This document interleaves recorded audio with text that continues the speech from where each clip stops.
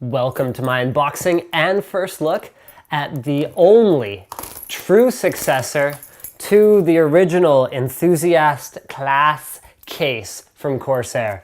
This is the 900D and it picks up where the 800D left off. The 800D was at the time revolutionary. It made cable management turn into something that everyone could do with its grommeted cable management holes that by now pretty much everybody has copied.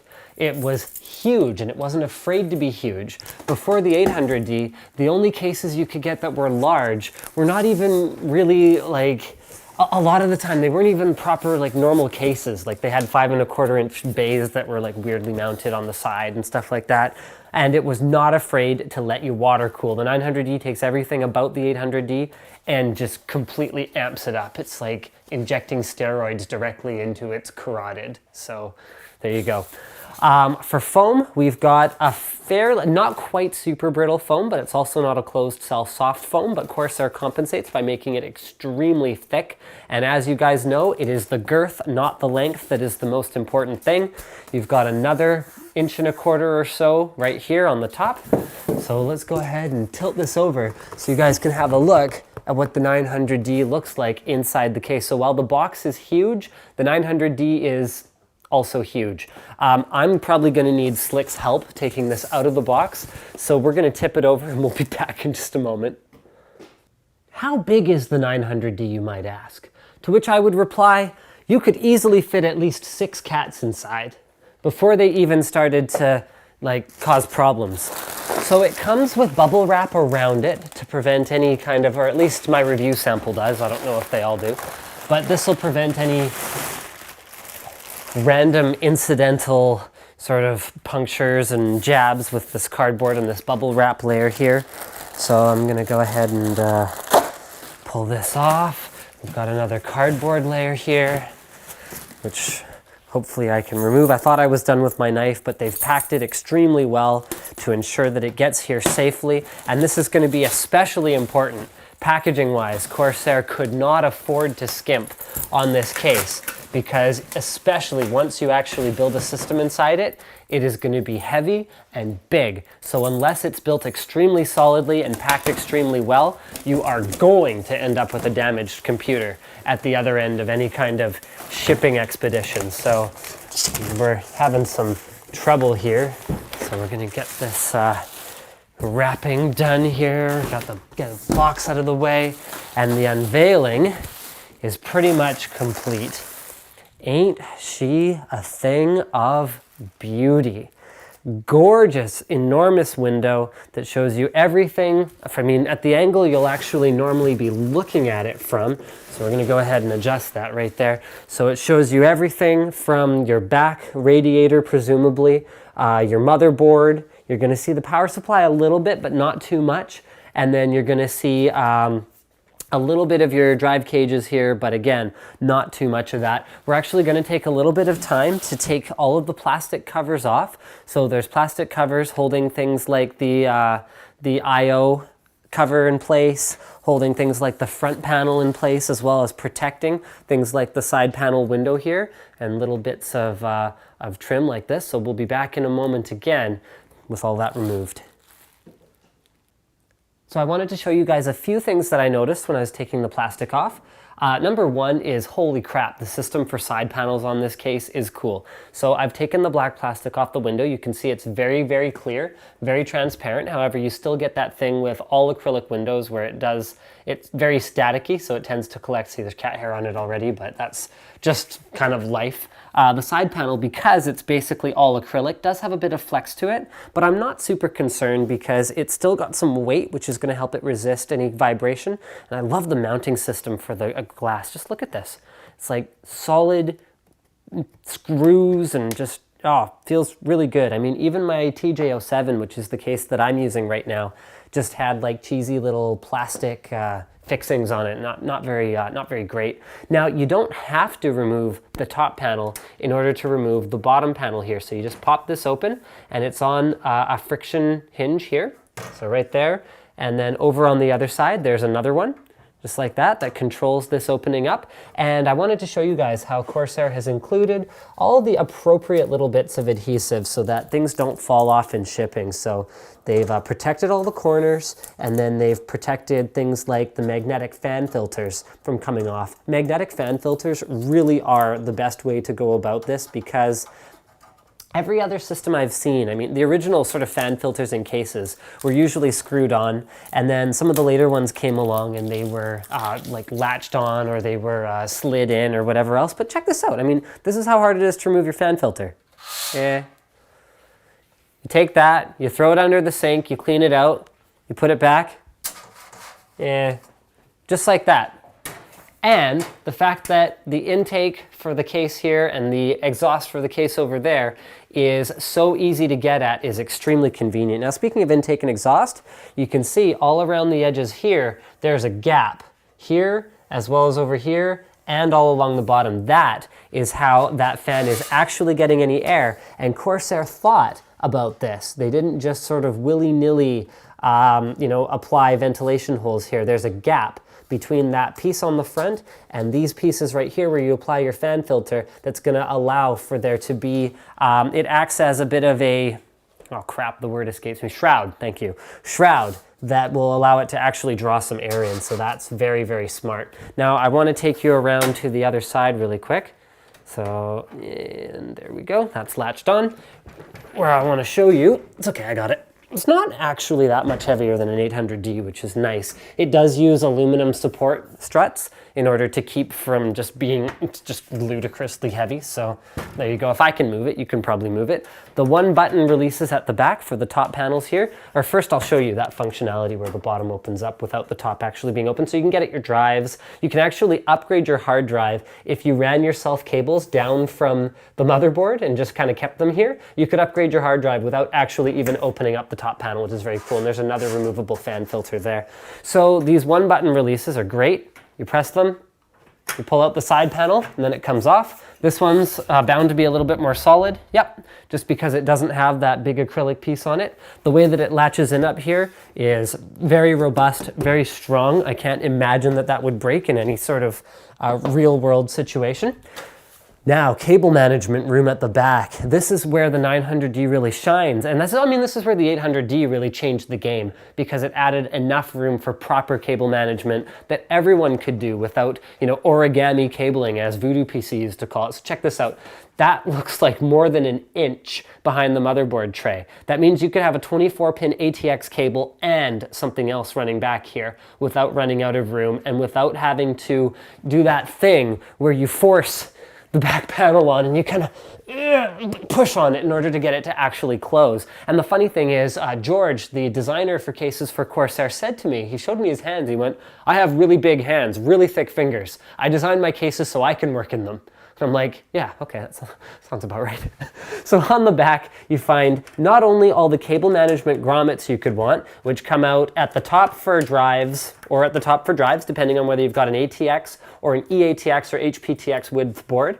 You've got them here for your 24-pin as well as your PCI Express. Here for more PCI Express as well as cables for the drives over here. And I love this. So many cases do this. It drives me crazy, where they'll have something interfering here between the drives and the motherboard. It's like, case manufacturers, hello, we have to run cables from the motherboard to the drives. Did you not think of this? SATA cables, they're not 24, 48 inches long, they're short. So there you go. Thank you, Corsair, for thinking of this, because there's lots of room to coil them up and hide them and keep them on these drive cages here. So very, very nice. You've also got plastic clips for holding cables in place and tons of these little anchors. I love these. 1, 2, 3, 4, 5, 6, 7, 8, 9. These are great because they allow you to, without sort of folding things sort of under each other and all that, they allow you to take everything, route it neatly, and then strap it down so that it's not ugly and gross. So even over here, check this out. 1, 2, 3, 4. Just for bringing your 8-pin or your 4-pin up to the motherboard itself. Speaking of your 8-pin or 4-pin, check this out. This right here is an extension cable and also an adapter. So if you have a motherboard that goes that just has a single 8-pin, you can just run this as an extension, and then you can tuck this one back here in your ample storage room. If you have a motherboard that takes an 8 and a 4, such as a Crosshair 5 formula, you can plug a single 8-pin into this and plug this into the board itself. So very, very handy. Nice big CPU cutout. So you're going to have no problem installing CPU coolers that do require a backplate without removing your motherboard. And the motherboard tray itself has a little bit of flex, but you come to expect this from motherboard trays that have all this room for cable management, as well as the CPU cutout and the cable management cutouts up here. And once you actually strap a board to it, you're not going to notice any kind of a problem with that. So I'm not too worried about that particular thing. Nice little rubber grommets in here so that you're not gonna, look at these, see these noise dampening pads right here? Corsair doesn't want this case to make noise. So they've actually included kind of a blue tack mod style thing that'll keep it from having any sort of vibration.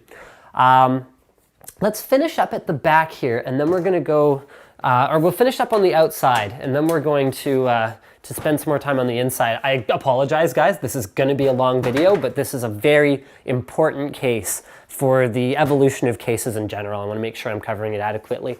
It's all about cooling. So one of the criticisms of the 800D was that it didn't do air cooling as well as it did water cooling. So Corsair has taken all that feedback and opened up every available surface all along the back. Your extra power supply plate, your I/O shield, your 120 or 140 millimeter fan, and the back, as well as the entire top of the case is, water bottle, it's all good, is all mesh. Now this mesh has a fine filter on it in addition to the cutout metal. So it's also got a reinforcement plastic bracket on it. There you go. So it's going to be nice and strong. And I think that's pretty much it for the back and the top. We'll get to more about the inside once we're on the inside. I just want to lead myself around the case in a logical way so I don't miss anything, because that's really important to me. So up at the top, there we go. We've got our I/O, microphone, headphone, 2 USB 3 super speed, reset button. Love to see this tucked away so where the cats won't accidentally hit it. 4 USB 2.0 ports. This is great to see because so many motherboards have anywhere from sort of 2 to 6 USB 2 headers built into the inside. And it's like, what am I going to plug into this thing, you guys? None of my cases support, well, now we have a case that supports it, so there you go. Very nice to see. Power buttons right here in the middle. And then you've got 4 5¼ inch expansion bays. Now you might say, oh, Linus, that's sort of odd because I thought that's what a 5¼ inch expansion bay looks like. This is a lot bigger than 5¼ inches, and I would go, yes, you're right. Because in order to not lose the integrity of the look of the case, oh, I think I might need to open those from the inside. I actually don't remember how these come off from the video we did at CES. But in order to not compromise the look of the case, Corsair decided to widen the 5¼ inch standard to make it sort of work for them. So I'm going to figure out how this comes off because I can't remember. All right, so we figured it out. I mean, I can actually get inside the case to work on it, which is handy because that's what I had to do. There's little tabs in the back. Okay, all you got to do is release those with your fingers. See, just pinch those. And then the whole thing comes out. Now you can see this is obviously much larger than a 5¼ inch device, but what Corsair's done is they have, because so few people even use 5¼ inch devices, they want it to look clean if you don't install anything.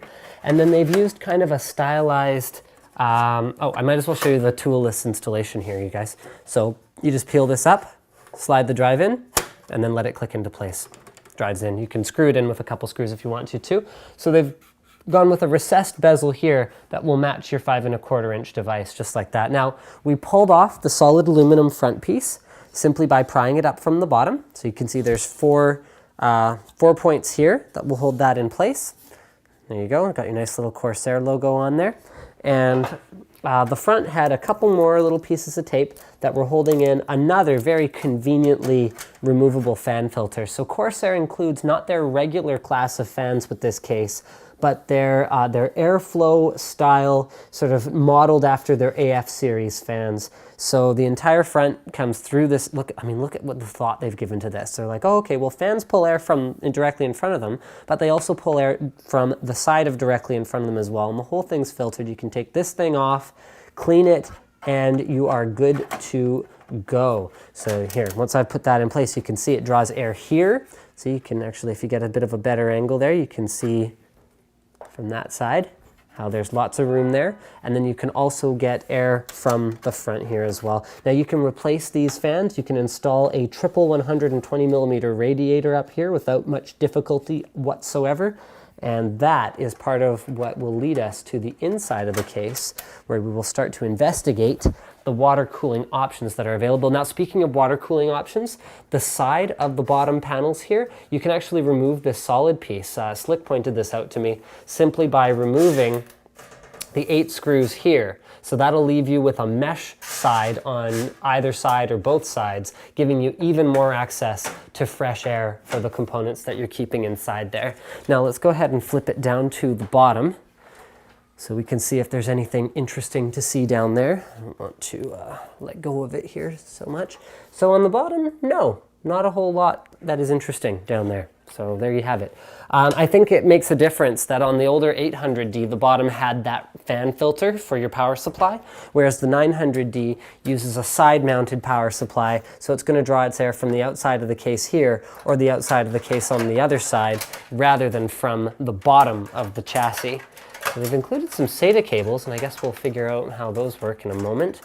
But there you go. These are the mounts that are going to hold your power supply in place and keep it from putting any unnecessary strain on the back of the chassis itself. And then this right here is an additional mounting point for more 3.5-inch or 2.5-inch hard drive or SSD mounting cages. So let's go ahead and close this up again.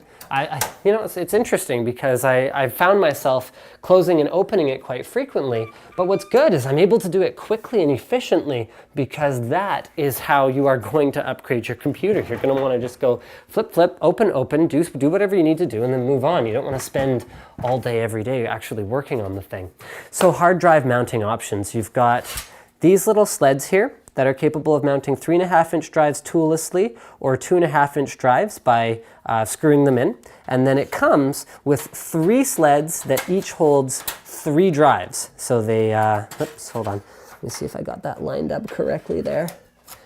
So we've got 3 in each one that clip in like that. You can see they popped out a little bit in shipping, but shouldn't be anything to worry about. Now you can install, you can actually, okay, they're modular for one thing. So you can move all your drives to the basement, and then you can go ahead and install pumps or radiators or whatever other, you know, I don't know, action figures. I've seen those in computers before up here that you want.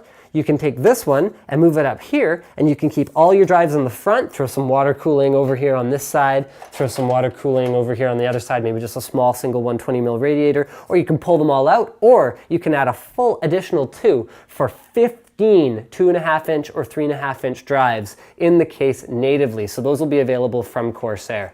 These are those aluminum pieces that I talked about before, those supports, and I think that oh yeah, mounting, right.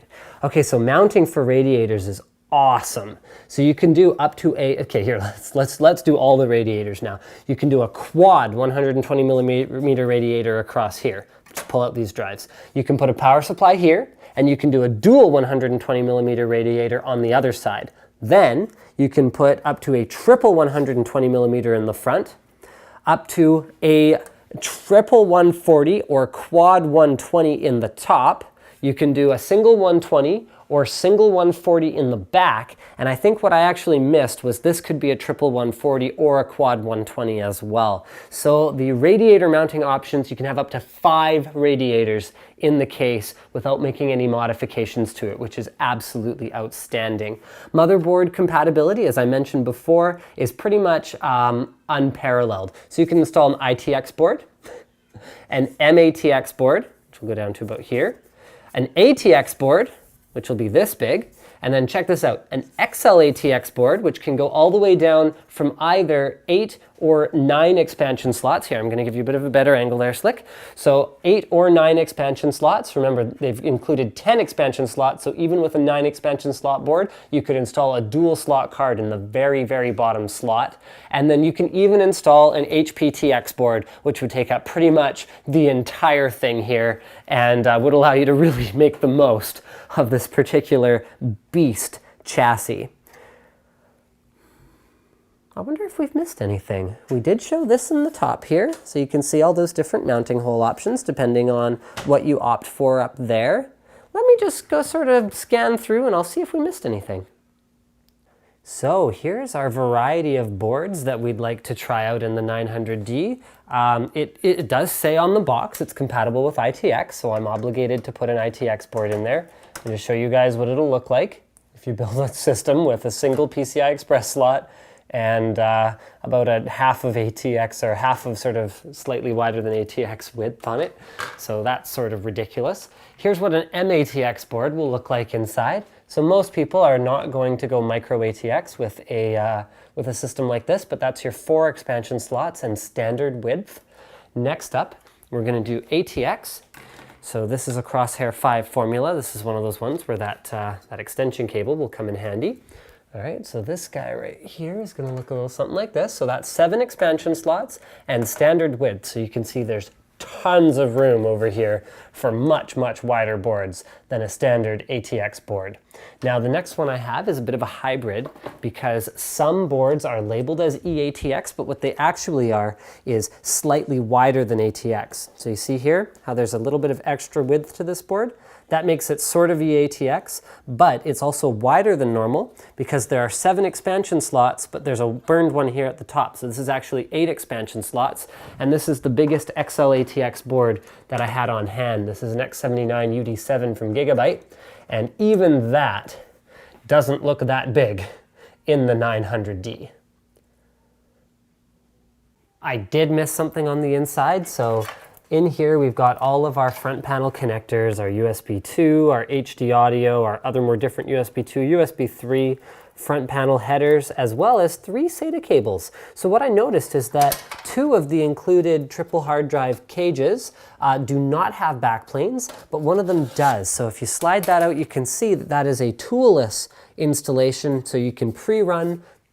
Presumably there's power over there somewhere. I think I did see it before. You can pre-run power to the backplane, pre-run SATA data to those 3 drives, and you can just take down this thing, pop in a drive, and you are literally ready to go without any difficulty. If you have hot swap enabled on your motherboard, you actually won't even have to turn off your computer, which is very, very cool. So we're going to put the case back together and do some size comparisons against some other chassis that we have lying around. So we're going to start with the kind of case that most normal people would be running, and this is a modest sized ATX tower.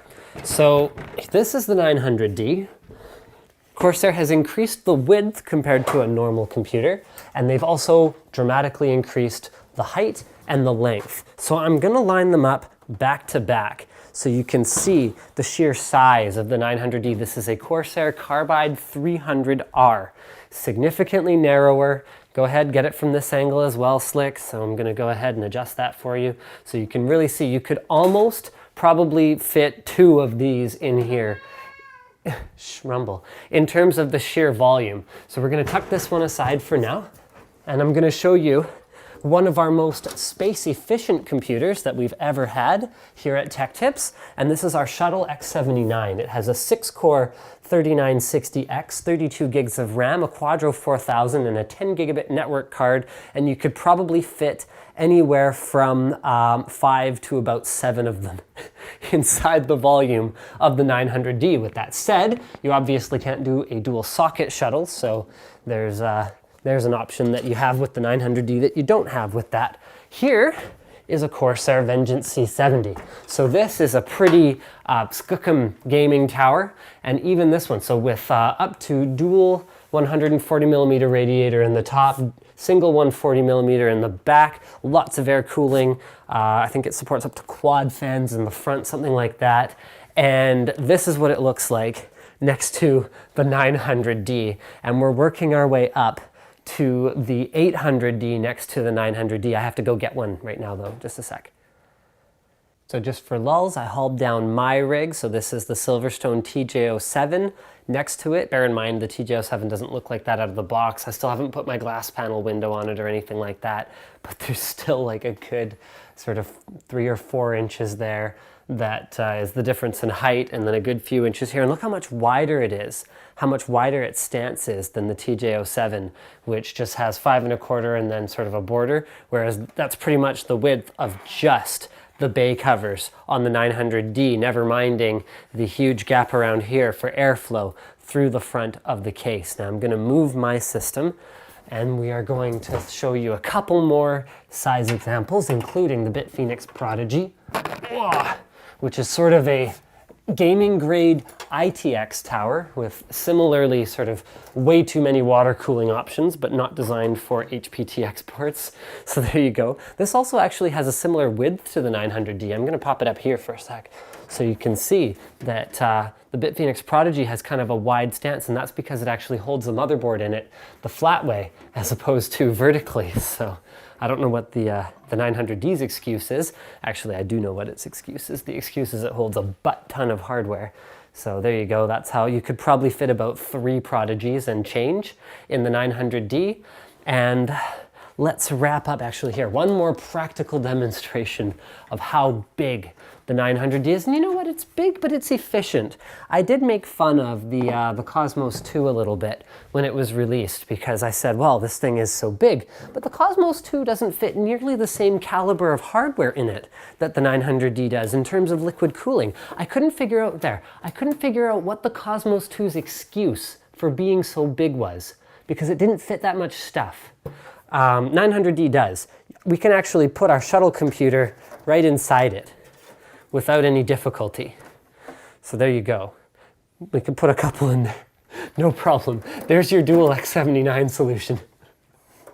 All right, so let's wrap up with a size comparison to the classic 800D. So this is Slick's personal rig. There we go. All right. Man, that's heavy, Slick. How do you move this thing around? Oh. So there's a liquid-cooled 800D. Actually, I'm going to put it right next to it for size comparison first, and then we'll go. So if the 800D is the biggest case you've ever seen, then the 900D will be bigger, and it will be the biggest case you've ever seen, because it's definitely taken that crown from the 800D. So it is wider, taller, and it is deeper.